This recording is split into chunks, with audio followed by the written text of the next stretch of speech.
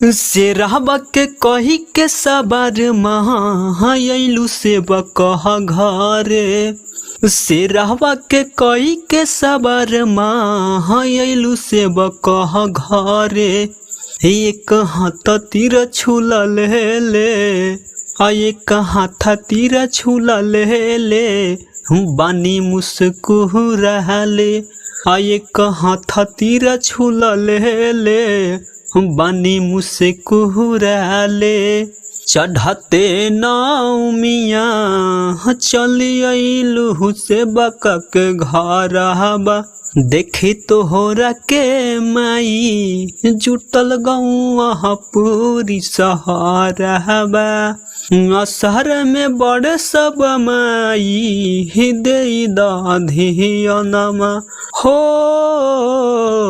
शहर में बड़े सब माई हृदय दधियनमा। एक हाथ तीर छुला ले आ एक हाथ तीर छुला ले बानी मुस्कुराले।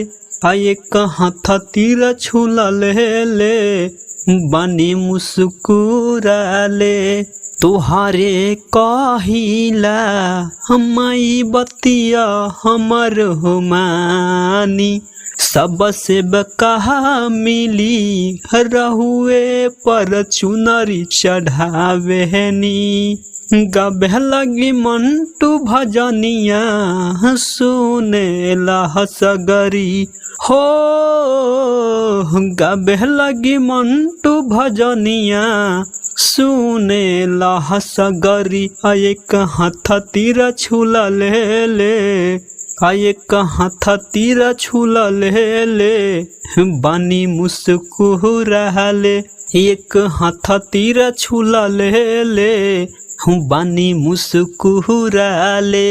दोस्तों, अगर आप लोग को यह वीडियो पसंद आया होगा तो like, comment, share and subscribe follow करें। धन्यवाद।